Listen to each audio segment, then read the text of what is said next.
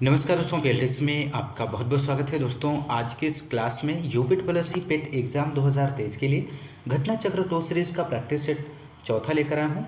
और इसके पहले घटना चक्र टू सीरीज़ के 3 प्रैक्टिस सेट कंप्लीट करा दिए गए हैं। यदि आपने अभी तक नहीं देखा है तो आपको इसी वीडियो के डिस्क्रिप्शन में लिंक मिल जाएगा, वहाँ पर जाके आप लोग देख सकते हैं। दोस्तों घटना चक्र टू सीरीज़ के 10 प्रैक्टिस सेट दिए गए हैं। दोस्तों इन सभी प्रैक्टिस सेट को आप सॉल्व जरूर करिए एग्ज़ाम से पहले, क्योंकि बेहतर स्कोर के लिए आप घटना चक्र के सभी प्रैक्टिस सेट को सॉल्व करना मत भूलिए। बहुत ही अच्छे लेवल के क्वेश्चंस हैं दोस्तों, बहुत ही बेहतरीन प्रश्न हैं, तो आप लोग सॉल्व करिए। प्लेलिस्ट बना दी गई है, चेक करिए डिस्क्रिप्शन में, और 1 बाय 1 करके आप सभी प्रैक्टिस सेट को आप सॉल्व करिए। दोस्तों यदि आप हमारे चैनल पर नए हैं तो चैनल को सब्सक्राइब कीजिए, लाइक कीजिए, शेयर कीजिए। आइए शुरू करते हैं इस प्रैक्टिस सेट के क्वेश्चन नंबर फर्स्ट से। क्वेश्चन नंबर फर्स्ट है, निम्नलिखित में से किस भारतीय राज्य की सीमा भूटान के साथ नहीं मिलती है? आपको यहाँ पर दिए गए ऑप्शंस में से आपको बताना है दोस्तों। तो यहाँ पर जो राइट आंसर होगा इस क्वेश्चन का ऑप्शन बी मेघालय, इस क्वेश्चन का राइट आंसर बनेगा। भारतीय राज्य मेघालय की सीमा भूटान के साथ नहीं मिलती है, ऑप्शन बी राइट आंसर हो जाएगा। क्वेश्चन नंबर अगला है, सेकंड यहाँ पर देखेंगे, कौन सा भारतीय राज्य उत्तर पश्चिम और दक्षिण में बांग्लादेश से घिरा हुआ है? तो राइट आंसर हो जाएगा ऑप्शन सी त्रिपुरा। त्रिपुरा पूर्वोत्तर भारत का राज्य है जिसकी सीमा असम व मिजोरम से मिलती है। यह 3 तरफ उत्तर, दक्षिण और पश्चिम से बांग्लादेश के साथ अंतर्राष्ट्रीय सीमा साझा करता है। त्रिपुरा की राजधानी की बात करें तो अगरतला है, ध्यान रखिएगा, महत्वपूर्ण प्रश्न है। क्वेश्चन नंबर अगला थर्ड की बात करेंगे, लोकप्रिय नृत्य विदेशिया किस भारतीय राज्य से संबंधित है? तो यहाँ पर आंसर आपको देना है क्वेश्चन नंबर थर्ड का। तो राइट आंसर हो जाएगा दोस्तों यहाँ पर ऑप्शन ए बिहार, इसका राइट आंसर बनेगा। विदेशिया बिहार की नाट्य कला शैली लोक नृत्य मुख्य रूप से भारतीय राज्य बिहार में किया जाता है, और इस लोक नृत्य शैली का पिता भिखारी ठाकुर को माना जाता है, और इस नृत्य में महिला पात्र की भूमिका भी पुरुष कलाकार करते हैं। तो राइट आंसर ऑप्शन ए हो जाएगा। क्वेश्चन नंबर नेक्स्ट 4 है, निम्नलिखित में से कौन सा विश्व का सर्वोच्च पर्यावरण संरक्षण पुरस्कार है? तो यहाँ पर जो राइट आंसर होगा ऑप्शन बी हो जाएगा, गोल्डन पांडा पुरस्कार। गोल्डन पांडा पुरस्कार विश्व का सर्वोच्च पर्यावरण संरक्षण पुरस्कार है। क्वेश्चन नंबर अगला यहाँ पर 5वां दिया गया है, विश्व जनसंख्या दिवस किस दिन मनाया जाता है? तो विश्व जनसंख्या दिवस आपको बताना है। तो विश्व जनसंख्या दिवस 11 जुलाई को मनाया जाता है। आप लोग ध्यान रखिएगा, महत्वपूर्ण प्रश्न है। नेक्स्ट क्वेश्चन, क्वेश्चन नंबर 6 है यहाँ पर, एडीबी एशियाई विकास बैंक की स्थापना किस वर्ष में हुई थी? 1980 में, 1959 में, 1966 में, 1978 में। तो यहाँ पर जो आंसर बनेगा क्वेश्चन नंबर 6 का ऑप्शन सी हो जाएगा 1966 में।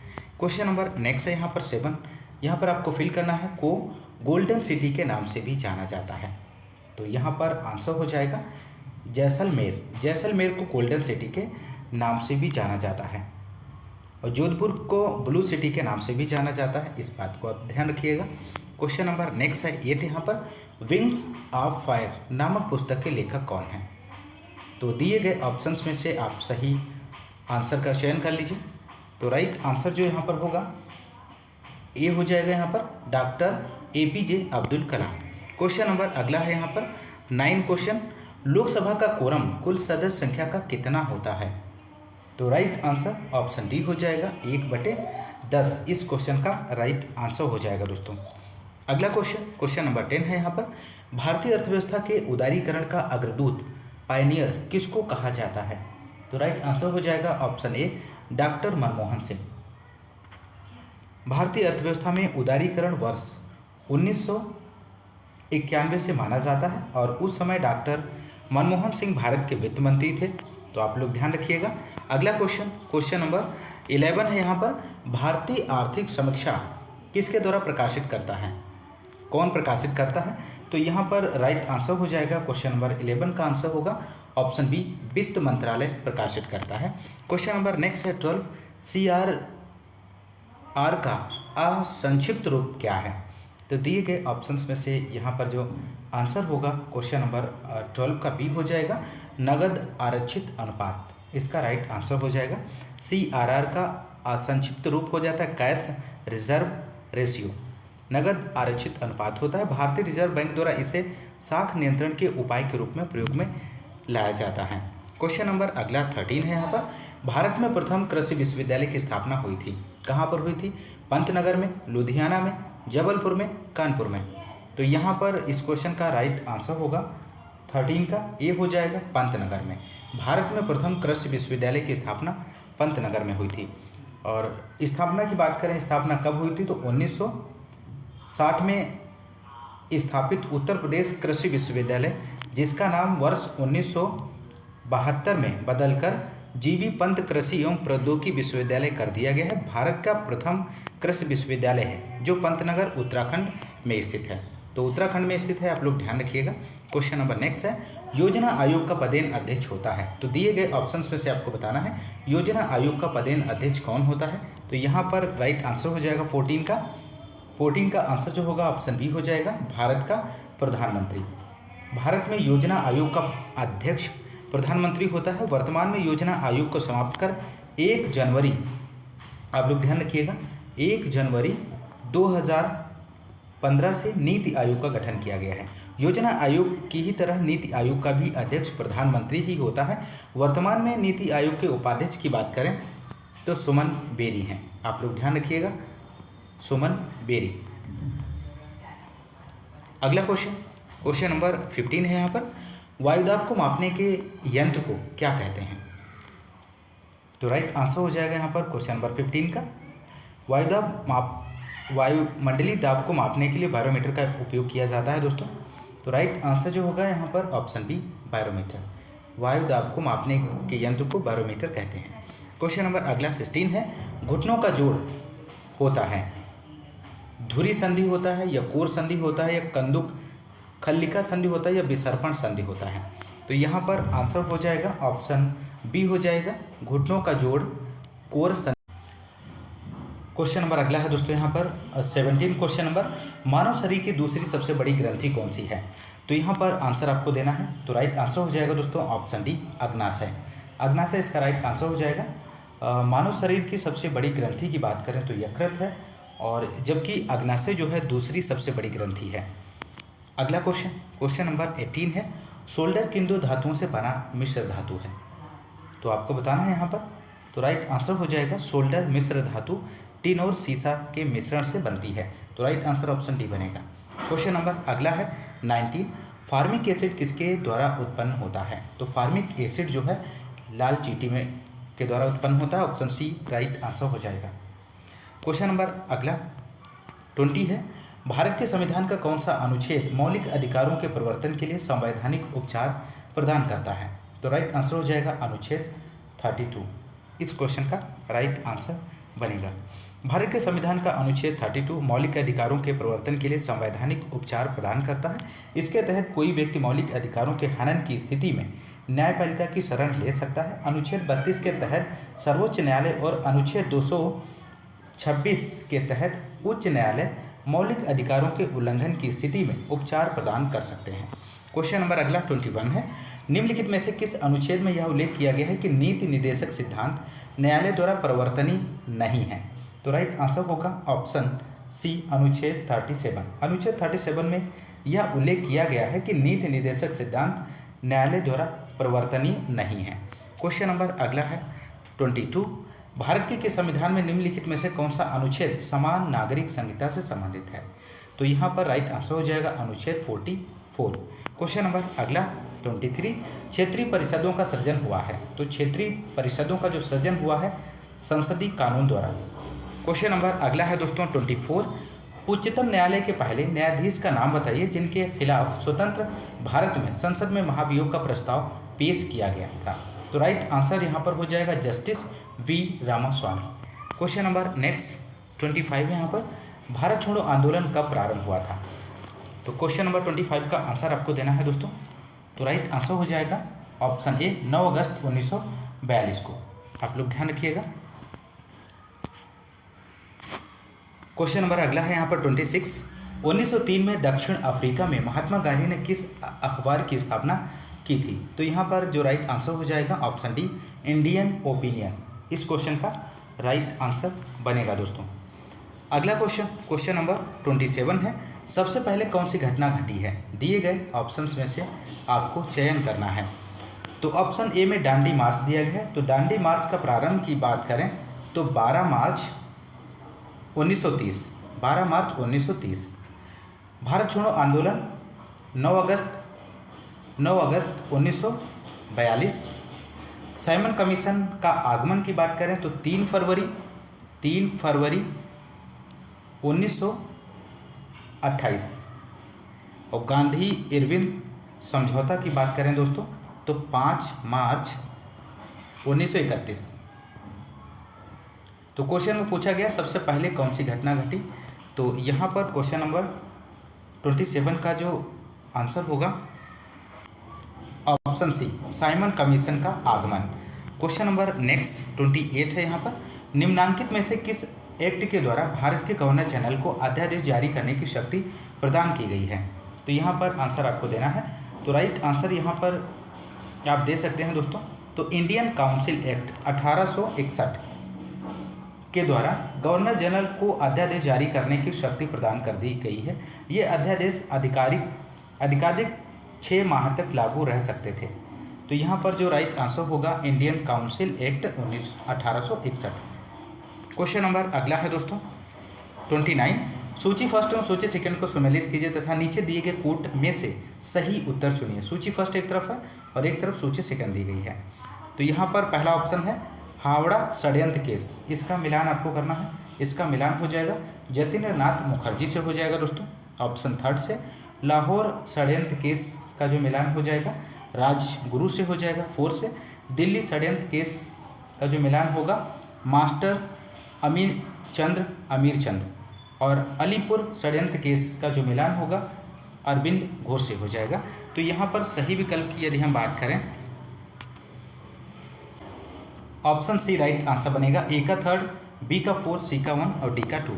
क्वेश्चन नंबर अगला है 30 है दोस्तों, महान अशोक किस वंश का शासक था। तो यहाँ पर आंसर आपको देना है दोस्तों। तो राइट आंसर हो जाएगा ऑप्शन सी मौर्य। अशोक महान मौर्य वंश का शासक था। ऑप्शन सी राइट आंसर हो जाएगा। और बिंदुसार का पुत्र था, इस बात को भी ध्यान रखिएगा। अशोक 273 ईसा पूर्व के लगभग राजा बना। 4 वर्ष बाद 269 ईसा पूर्व में उसका राज्याभिषेक हुआ। अशोक के इतिहास में प्रसिद्ध होने का प्रधान कारण बौद्ध धर्म तथा उसका प्रचार था। तो आप लोग ध्यान रखिएगा, महत्वपूर्ण जानकारी है। क्वेश्चन नंबर अगला 31, वह एकमात्र वायसराय कौन थे जिनकी भारत में हत्या हुई थी। तो यहाँ पर आंसर हो जाएगा लॉर्ड मेयो। ऑप्शन डी यहाँ पे राइट आंसर बनेगा। अगला क्वेश्चन नंबर 32 है, गौतम बुद्ध को ज्ञान कहाँ प्राप्त हुआ था। तो राइट आंसर हो जाएगा बोधगया। बोधगया में 6 वर्षों की कठिन साधना के पश्चात 35 वर्ष की अवस्था में वैशाख पूर्णिमा की रात्रि को एक पीपल के वृक्ष के नीचे गौतम को ज्ञान प्राप्त हुआ। ज्ञान प्राप्ति के बाद वे बुद्ध कहलाए। क्वेश्चन नंबर अगला 33 है, सूची फर्स्ट को सूची सेकंड के साथ सम्मिलित कीजिए तथा सूचियों के नीचे दिए गए कोड का प्रयोग कर सही उत्तर चुनिए। सूची फर्स्ट एक तरफ है, सम्राट दिए गए, सूची सेकंड में मकबरा दिया गया है। तो यहाँ पर आपको मिलान करना है। तो ऑप्शन ए में बाबर है, तो बाबर का मिलान हो जाएगा दोस्तों यहाँ पर काबुल से। ऑप्शन थर्ड से और अकबर का जो मिलान हो जाएगा अकबर का सिकंदर से हो जाएगा दोस्तों। जहांगीर का मिलान होगा लाहौर से और शाहजहां का आगरा से हो जाएगा। तो राइट यहाँ पर विकल्प की यदि हम बात करें तो ऑप्शन सी राइट जवाब हो जाएगा। ऑप्शन सी, ए का 3, बी का 4, सी का 1, डी का 2। क्वेश्चन नंबर अगला है दोस्तों यहाँ पर 34, निम्नलिखित में से किसने सोमपुर महाविहार का निर्माण कराया था। तो यहाँ पर राइट आंसर हो जाएगा दोस्तों इस क्वेश्चन का। तो राइट आंसर हो जाएगा धर्मपाल दोस्तों, ध्यान रखिएगा ऑप्शन सी सही जवाब है। क्वेश्चन नंबर अगला 35, भारत के उत्तर पश्चिमी भाग में शीतकाल में निम्नलिखित में से किस कारण से वर्षा होती है। तो आपको बताना है दोस्तों यहाँ पर दिए गए ऑप्शंस में। तो राइट आंसर बनेगा पश्चिमी विक्षोभ के कारण। क्वेश्चन नंबर अगला है दोस्तों यहाँ पर 36, निम्न में से कौन सा भारत और विश्व का एकमात्र तैरता हुआ राष्ट्रीय उद्यान है। तो राइट आंसर हो जाएगा केवुल लामजाओ राष्ट्रीय उद्यान। इस क्वेश्चन का सही आंसर हो जाएगा दोस्तों। केवुल लामजाओ राष्ट्रीय उद्यान भारत और विश्व का एकमात्र तैरता हुआ राष्ट्रीय उद्यान है। यह उद्यान मणिपुर राज्य के बिशुनपुर जिले में स्थित है, जो लोकटक झील का एक अभिन्न हिस्सा है। महत्वपूर्ण प्रश्न है, आप लोग ध्यान रखिएगा। क्वेश्चन नंबर अगला है 37। निम्नलिखित में से कौन सी एशिया की सबसे बड़ी खारे पानी की झील है? आपको यहाँ पर आंसर देना है क्वेश्चन नंबर 37 का। तो राइट आंसर हो जाएगा ऑप्शन डी, चिल्का। उड़ीसा राज्य में स्थित चिल्का झील एशिया की सबसे बड़ी खारे पानी की झील है। पुलिकट झील आंध्र प्रदेश में, तमिलनाडु एवं लोकटक झील मणिपुर में स्थित है दोस्तों। क्वेश्चन नंबर अगला है 38। विश्व का सबसे ऊंचा पठार कौन सा है? तो विश्व का सबसे ऊंचा पठार तिब्बती पठार है दोस्तों। ऑप्शन ए यहाँ पर राइट आंसर हो जाएगा। क्वेश्चन नंबर अगला 39 है। किस देश में कोयले का सर्वोच्च भंडार है? तो कोयले का सर्वोच्च भंडार आपको बताना है।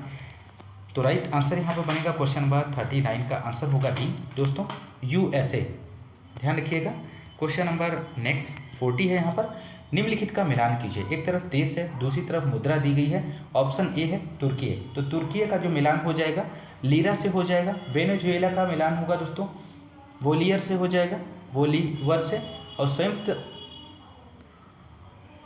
ये अमीरात का जो मिलान होगा यहाँ पर सी ऑप्शन का दिरहम से हो जाएगा। और आर्मेनिया का जो मिलान होगा वो आर्मेनियम ड्राम से हो जाएगा।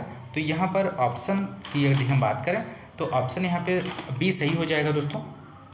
ए का सेकेंड, बी का थर्ड, सी का 4 और डी का 1। क्वेश्चन नंबर अगला है यहाँ पर read the passage carefully and answer the corresponding question 41 से 42 तक। तो पैसेज दिया गया है, इसे आप पढ़ लीजिए और इसके नीचे दिए गए क्वेश्चंस के आंसर यहाँ पर देख लेते हैं। क्वेश्चन नंबर 41 है our experience of reality is the product of. तो यहाँ पर आपको फिल करना है, इसका आंसर क्या बनेगा? तो राइट आंसर हो जाएगा 41 का ऑप्शन सी होगा दोस्तों। सी यहाँ पर सही जवाब होगा। A delicate balance of connectivity between neurons. Question number next है दोस्तों 42।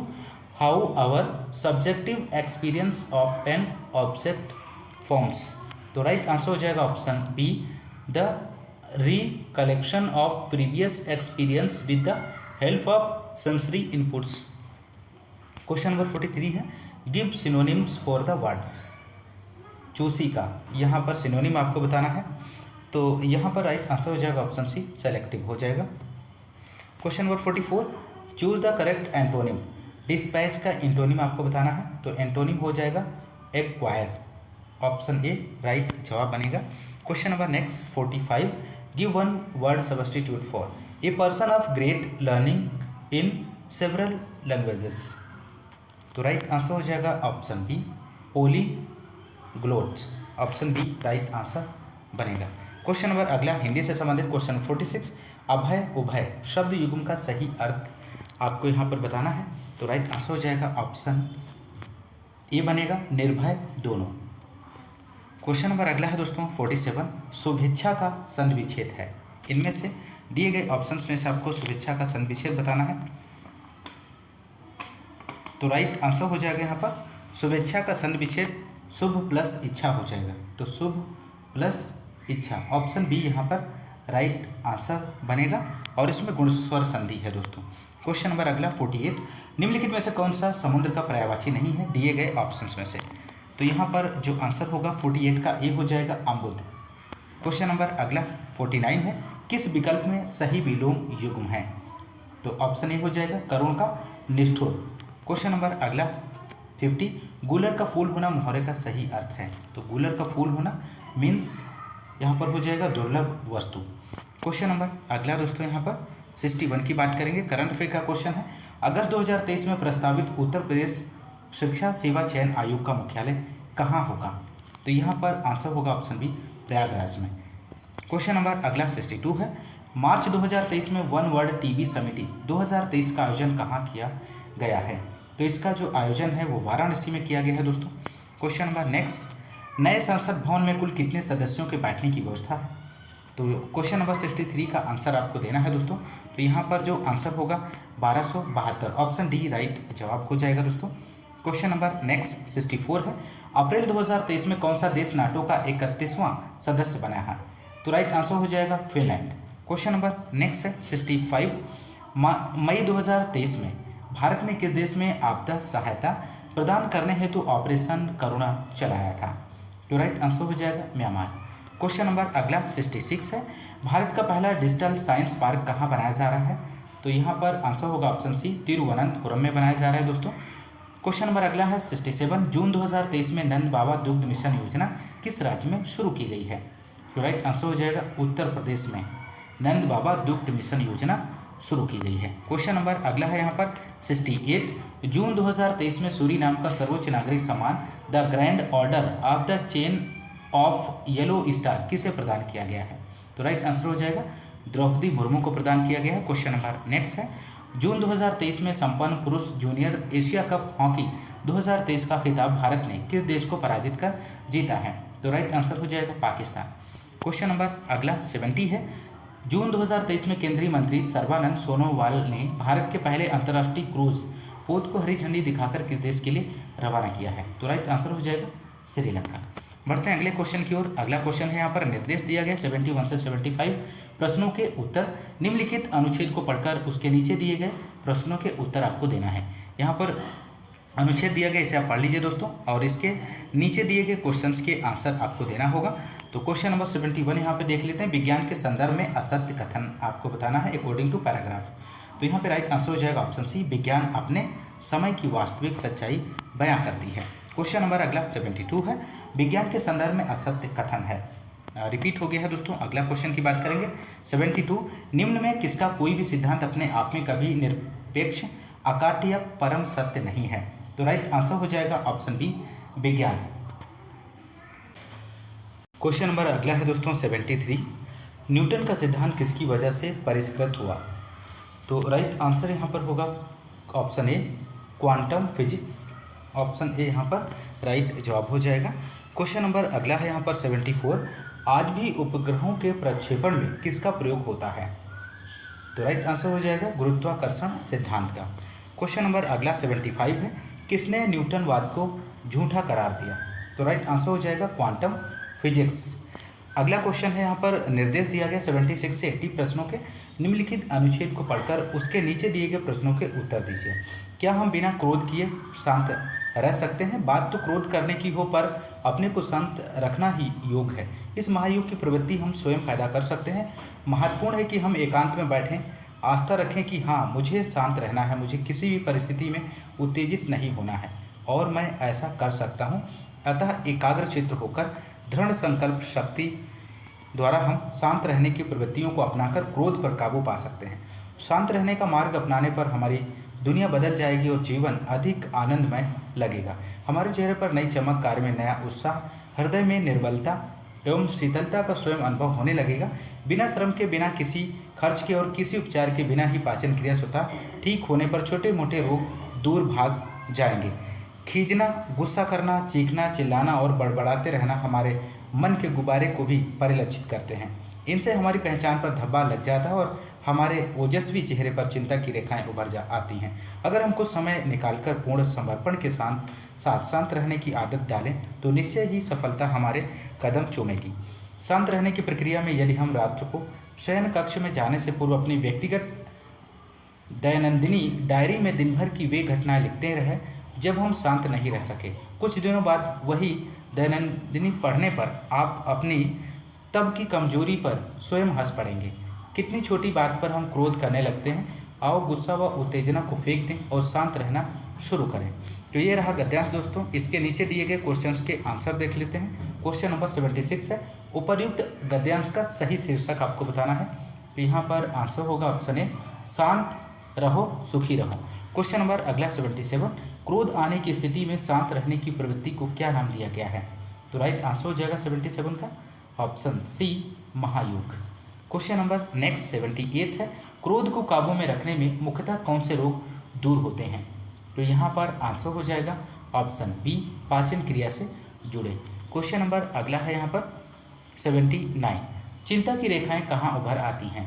तो चिंता की रेखाएं जो हैं ओजस्वी चेहरे पर उभर आती हैं। क्वेश्चन नंबर अगला और अंतिम है, शांत रहने की प्रक्रिया में आगे बढ़ने के लिए रात को क्या करें? तो राइट आंसर हो जाएगा क्रोध के अनुभव डायरी पर लिखें। तो दोस्तों ये रहे प्रैक्टिस सेट 4 के क्वेश्चंस को आपने इस क्लास में सॉल्व किया। दोस्तों यदि आपको क्लास पसंद आ रही तो क्लास को ज़्यादा से ज़्यादा लाइक और शेयर करना मत भूलिएगा। आप लाइक ज़रूर कीजिए और दोस्तों इस चैनल को आप सपोर्ट करते रहिए। दोस्तों इस क्लास में बस इतना ही, मिलते हैं नेक्स्ट क्लास में, तब तक के लिए नमस्कार, जय हिंद, धन्यवाद।